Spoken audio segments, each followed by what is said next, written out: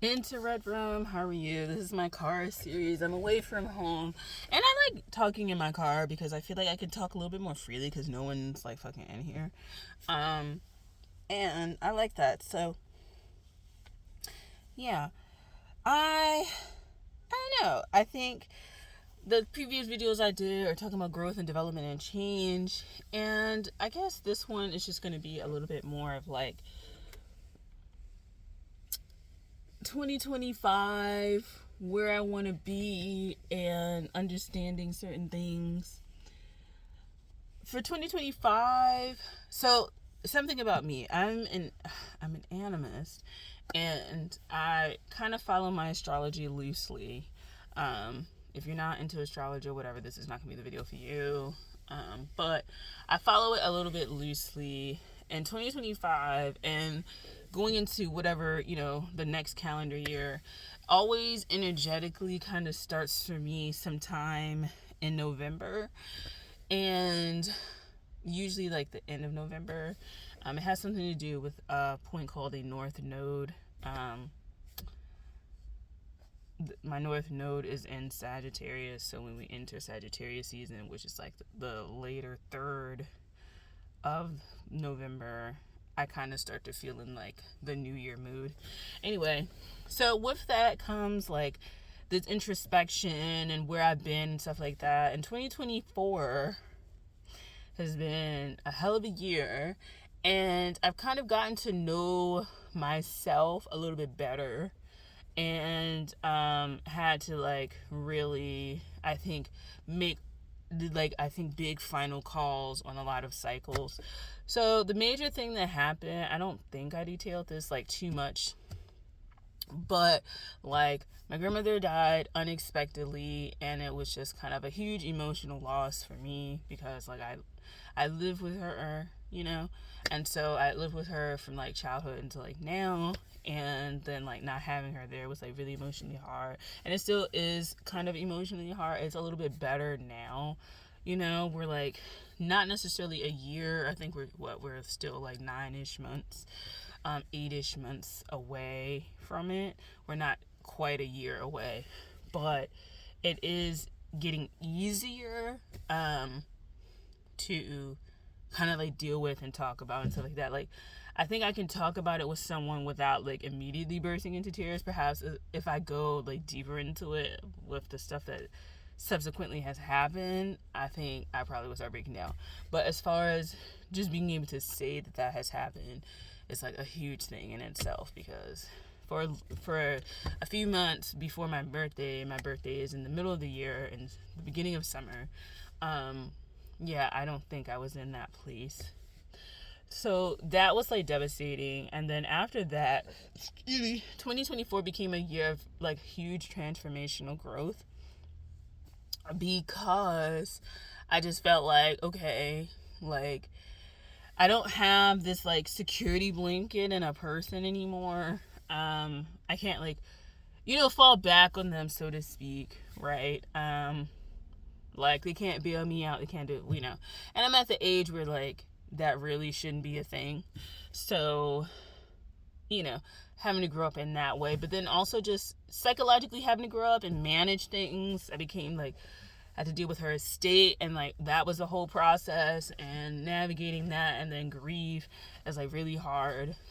Um, One of the better things to come out of it was that I just went for opportunities that I was interested in. I think I kind of, I think, I don't think some people realize how tied they are to people in terms of like keeping themselves, I don't want to say stifled or small, but I definitely had to come to terms with this year the fact that like a lot of the decisions I had been making had been to kind of like appease people, like staying local, attending local institutions, not really traveling, like being closer to home and making those decisions. And I had to come to terms with the idea that like I had made those successive thing that a successive thing for like the past decade since college, and I wanted to like move and explore. And you know the person, my grandmother dying isn't a good thing as far as losing someone, but I have noticed that energetically it freed me up. And I guess it's because that was like kind of like the only person whose opinion mattered to me, for real. And who I think I would want to sacrifice a lot of things for. And understanding that now that this lady is fussing this person out on the phone. I don't know if she's fussing them out or she's just, that's how she naturally is. But she looked like she was like, in the phone.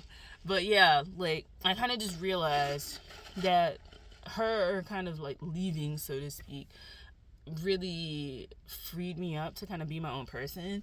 And that, like I could have not waited for that. Like, I could have just done it, and I think, like, it would have been a positive outcome if I had just done it when I wanted to do it, like, in my 20s.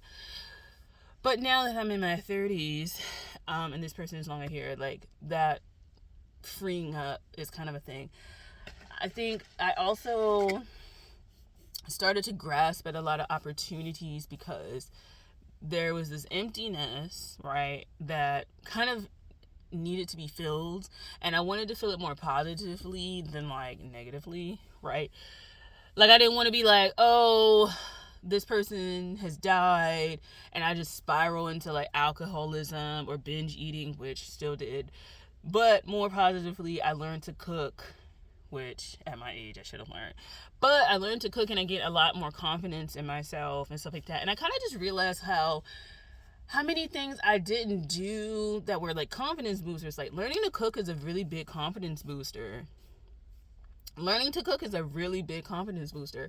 It's something where like your self-sufficiency, that is like one of the, and I'm going to say it like as someone who didn't do it earlier, that's a really big self-sufficiency kind of thing. So if you get like learning to cook, and I'm not talking about like microwavable dinners, I'm talking about actually cooking, like actually able to go to the grocery store and pick out food, like from the produce section, from the meat section.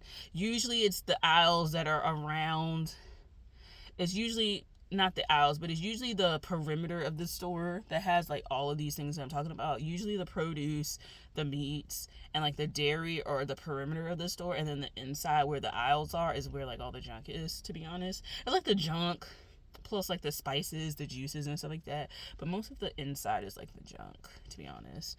You may, like I said, you may get your spices, your pastas, your marinades and stuff like that, but for the most part it's like the sugary drinks, the pies, not pies, but like, the chips and all the kind of, all that shit. But learning how to like navigate the perimeter and like getting stuff, and then picking up recipes and learning how to cook stuff and making your own specialty dishes and learning stuff that you like to eat because you're exploring it and stuff like that. Like, it's very important to me.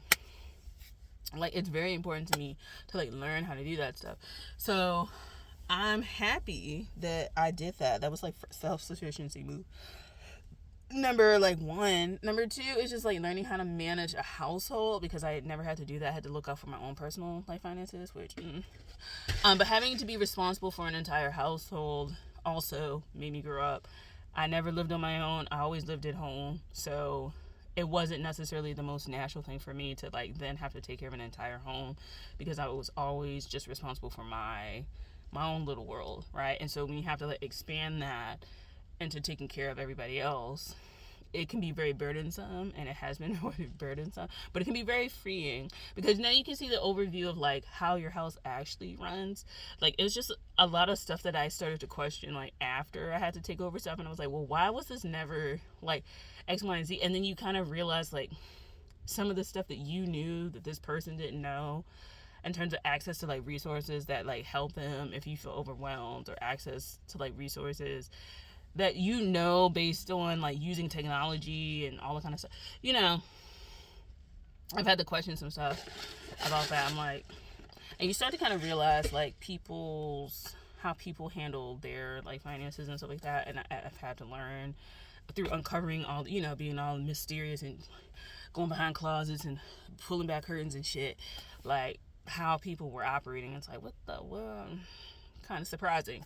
But back to like being free, choosing things that I wanted to do. So major wins over this summer. I learned how to make clothes from scratch, meaning I learned how to draft patterns, I learned how to measure people, I learned how to like get the fabric and sew it. Really great skill. That's another self-sufficiency skill, if you know how to mend your stuff at the very least. Like, you know how to put a zipper and stuff, you know how to put a button and stuff. We didn't learn how to put buttons, but I know how to like put zippers and stuff. I know how to make a skirt, I know how to make a top, I know how to kind of make a jacket, stuff like that. That comes in handy too, because now when I go to the store, I'm like, all of this stuff is like poorly made. Like, a lot of the stuff in the stores is like poorly made to me, and I'm like, man, like, this is terrible. This shit is terrible out here. The material feels terrible. The quality looks cheap. I'm like, it's like opening your eyes up to like wow, I can do like way better quality. It's like when you learn how to cook, then you go out and you're like, man, this shit like doesn't taste nearly as good as like at home. And it's because you're learning how to cook, so you learn how to cook to your specific needs versus like chains. Not calling them out or anything like that, but I'm just saying, like, they have like a formula that they need to follow, and they have certain protocols, right? If you want something ultra spicy, you can make it ultra spicy because it's your food.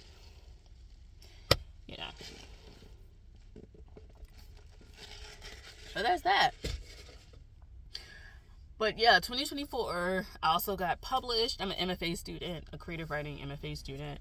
So I got published in a publication. It's been like a minute since I've been published. And it gave me the courage to just like keep going for that, and then just seeking different opportunities to get myself out there. I also was a part of an exhibition. I have to write the lead about picking up my artwork. But it like, my world has been like greatly expanded as a result of having to kind of like fill this void of somebody being lost. And I'm glad that I didn't pick up like alcohol or cigarettes or something like that. I could have picked up the gym. I ain't gonna lie. I could have picked up some, a Stairmaster. But, like, I've been able to expand my world. I've gotten more into vending. That is a lesson I need to like do. I'm gonna do that on my art channel because that's a whole lesson. But learning to take risks, essentially. I kind of feel like my family is very risk averse, and I guess that's probably what I was trying to get at like the other videos. I think I come from a very risk averse like family, and not upsetting the status quo, keeping your head down and stuff like that.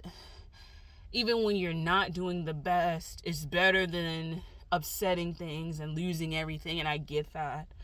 But it's kind of like a little bit of fear there. And my background ethnic is African American, and so if you know about the history of African Americans in the United States of America, and when I say African American, I mean a descendant of what is known as chattel slavery in the United States of America, you understand psychologically, like intergenerationally, how people would have to move, right?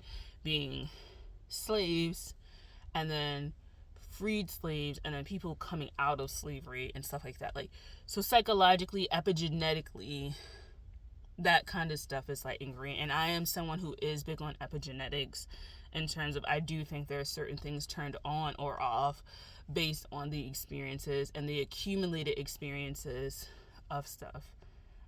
When it comes to people, I think I may do like a ancestry.com video for you guys one day. Not necessarily going through my account, because y'all need to see our names, but like stuff that I found doing my ancestry, like, ancestry.com. I haven't done the DNA because on the back end I felt like it was, like some kind of weird stuff with your DNA, which, I mean, I know I like try to think about this stuff, and they're like, well, they already got your DNA if you go to the doctors and stuff like that. But it's like, yeah, but like, I'm not giving it to like a multi-billion trillion-dollar company to like figure something out.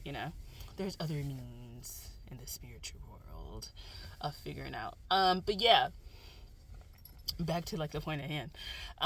Just figuring out stuff, just figuring out like what you want, becoming less risk averse, not being like foolhardy, but being less risk averse. And I think that her death kind of told me that everything is kind of a risk.